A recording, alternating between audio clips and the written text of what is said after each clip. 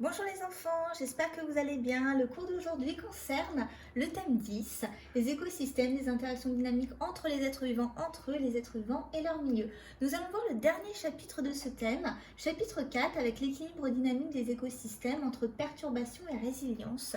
Pour pouvoir répondre à la problématique quelles caractéristiques des écosystèmes limitent l'impact des perturbations, nous allons voir l'activité 4, l'évolution naturelle d'une forêt tempérée qui fait travailler la compétence s'informer, puisque je vais vous donner différents documents. On voit ici qu'une succession écologique est un processus naturel de développement d'un écosystème et que la dynamique part d'un sol nu qui servira à la mise en place d'un stade pionnier. Comme quoi on a différents stades qui se différencient par des communautés végétales différentes qu'on étudiera prochainement. Donc on a tout d'abord, après le stade nu, un stade qui va entre 10 et 20 ans, le stade 2, où les arbres, après 10 ans, commencent quand même à faire 3 mètres de hauteur. Et les êtres vivants qui vont pouvoir vivre sur ce milieu, donc dans ce biotope, modifie les conditions de vie. Donc, par exemple, avec les racines, ça va structurer le sol, on va avoir un accès différent à la lumière et à l'eau qui va permettre l'installation du stade suivant. L'équilibre se dirige vers un état de peuplement en équilibre avec le milieu et cet état de maturité est appelé le climax où à peu près en 70 ans, 100 ans, on peut avoir des arbres qui atteignent plus de 10 mètres.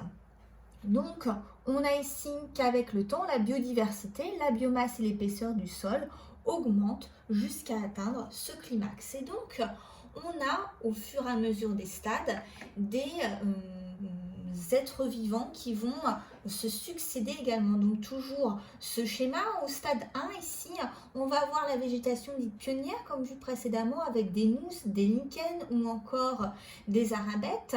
Pour le stade 2 ici, c'est un stade plutôt des buissons et des boisonnements pionniers avec une prairie, puis ensuite un stade arbustif avec des calunes, ici encore des genêts à balais. Pour le stade 3, c'est le stade où vraiment c'est les premiers arbres qui vont donc avec une hauteur importante qui vont prédominer, un stade forestier initial avec voilà, la prédominance des espèces de lumière, bouleaux, les chênes, et le stade 4, donc du climax forestier.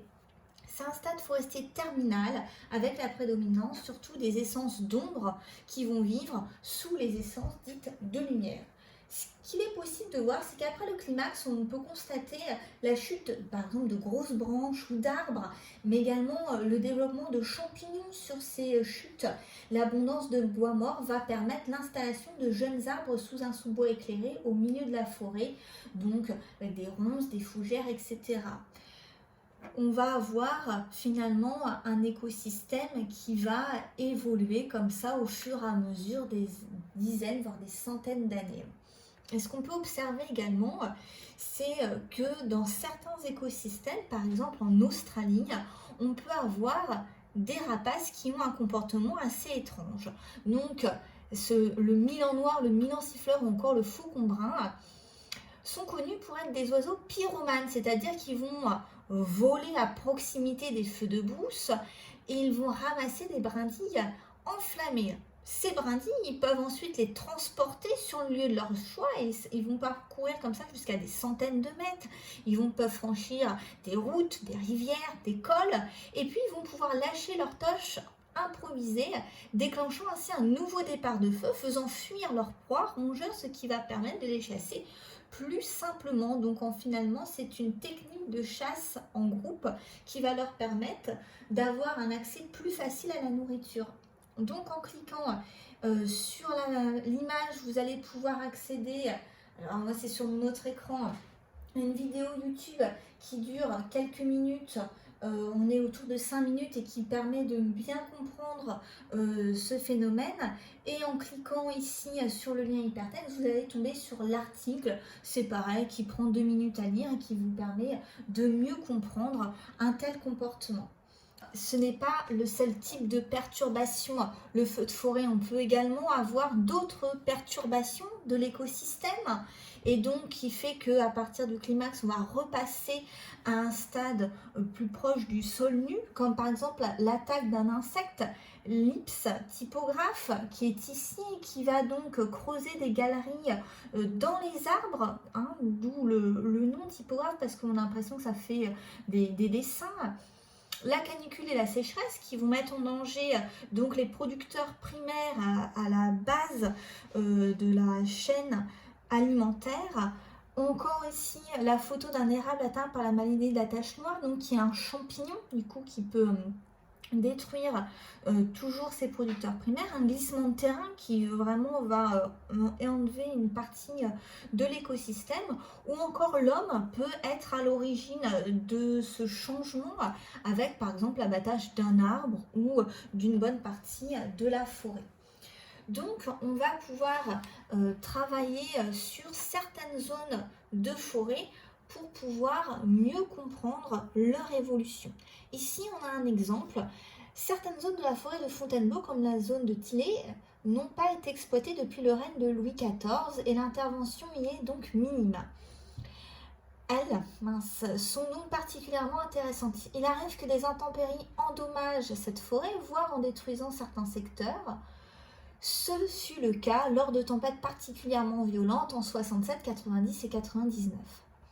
Le suivi de la zone entre deux épisodes de tempête permet d'étudier la résilience de cet écosystème. Et donc je vous l'ai mis en gras parce que c'est l'un des mots-clés, certainement les plus importants du chapitre 4. La résilience, c'est la capacité d'un écosystème à se réorganiser suite à une perturbation afin de conserver une structure et un fonctionnement similaire à l'état initial. Par exemple, suite à une perturbation, on va de nouveau avoir une biodiversité similaire au sein de l'écosystème. Donc là, par exemple, on a la régénération en forêt de Fontainebleau après la tempête de 99, où on voit des bois morts sur lesquels se développent, comme je vous ai dit précédemment, par exemple, on voit ici des mousses ou encore des lichens. Ce qu'on voit également, c'est que suite à ces tempêtes, on va avoir un certain nombre d'arbres déracinés ou des arbres également cassés par le vent, et au final, un nombre d'arbres endommagés qui peut être conséquent pour une surface déterminée. Alors, ce qu'on peut voir également, c'est qu'on va avoir au fur et à mesure du temps un suivi des zones dépourvues d'arbres et une évolution de la biodiversité et donc de l'écosystème. Avec ici, donc on peut avoir un pourcentage de zones sans arbres qui est relativement bas, autour de 7-8% qui correspondrait à notre climax. Et puis on a par la suite, en 1967, une perturbation comme une tempête qui fait que le pourcentage de zones sans arbres va augmenter suite à l'abattage ou à la destruction de certaines parties de l'arbre. Et au fur et à mesure des années, on va avoir une succession écologique qui va tendre vers, juste avant la tempête, un nouveau climax pour par la suite revenir un écosystème qui continue à se construire. Donc vous voyez qu'en fait on ne connaît pas le climax d'un écosystème tant qu'il n'y a pas eu de perturbation. Ce qu'on voit, c'est que vraiment on a une évolution dynamique de l'écosystème et que tout est en équilibre jusqu'à ce qu'il y ait une perturbation. Donc on a déjà étudié ce graphique, mais je vous lis le texte qui allait avec. On a le suivi des zones dépourvues d'arbres, toujours dans le même secteur, dans la forêt de Fontainebleau, qui est au sud de Paris. Les zones sans arbres, appelées trouées, sont dans un premier temps colonisées par des arbustes, puis des arbres, d'abord par des bouleaux, puis des chênes, puis des hêtres en fonction de la luminosité qu'ont besoin ces différentes essences. La résilience qu'on a étudiée précédemment est une propriété écologique intrinsèque donc qui va varier en fonction de chaque écosystème. Cette capacité à se régénérer dépend de la sévérité de la perturbation. Plus une forêt est âgée et en fait plus la richesse du matériel végétal disponible dans le sol après la perturbation comme des graines, des semis ou encore des rejets vont être importants, mais également on peut avoir des apports grâce à la migration d'animaux qui peut être plus important aux alentours de cet écosystème. Et donc cet écosystème qui a subi une perturbation résistera davantage aux perturbations. La complexité du réseau d'interaction au sein d'un écosystème favorise sa résilience. Cette phrase est importante parce qu'on va la retrouver en bilan. L'adéquation de l'écosystème aux nouvelles conditions du milieu détermine la possibilité, mais également la vitesse de régénération du boisement. Les écosystèmes forestiers étant particulièrement riches et complexes, ils sont très souvent résilients, donc possèdent cette capacité à se modeler, à pouvoir se régénérer suite à une perturbation. Et enfin, des fois, il arrive que suite à une fréquence et à une intensité trop élevée d'une ou de plusieurs interventions différentes qui se succèdent, la reconstitution de l'écosystème n'est plus possible. Et dans ces cas-là, la zone évolue alors vers un autre type d'écosystème. On aurait par exemple à partir d'un écosystème forestier boréal qui peut se transformer en écosystème de lande à lichen, qui est considéré par beaucoup de scientifiques comme un stade irréversible où la forêt n'est plus capable de se restaurer. Donc, vous voyez qu'ici, on a vraiment des essences qui sont parsemées. Ou encore un écosystème forestier méditerranéen qui peut être remplacé par une savane, comme ici. Donc, en fait, l'écosystème original, dans ces différents cas, n'a pas pu résister et la perturbation a dépassé la capacité de résilience. Le changement est irréversible et se traduit par un appauvrissement de la biodiversité et de l'écosystème qui va donc changer et qui ne va plus posséder la même biodiversité qu'auparavant. Nous allons pouvoir maintenant conclure sur ce chapitre 4. Comme bilan assez important, nous pouvons voir que même sans l'action de l'homme, on a les écosystèmes qui montrent une dynamique spatio-temporelle avec des perturbations qui affectent les populations, aussi bien végétales, animales que les champignons. La complexité du réseau d'interaction, mais également la diversité fonctionnelle de l'écosystème favorise la résilience de ces derniers qui, jusqu'à un certain seuil de perturbation, et la capacité de retrouver un état initial après la perturbation. Un écosystème se caractérise donc par un équilibre dynamique qui est susceptible d'être bousculé par des facteurs qui sont soit internes à l'écosystème, soit externes de l'écosystème, comme l'homme. Comme schéma bilan, je vous ai mis les différentes successions écologiques avec les noms que ce dernier porte et puis les interventions potentielles d'une perturbation interne-externe qui va faire en sorte qu'on revienne sur un stade précédent.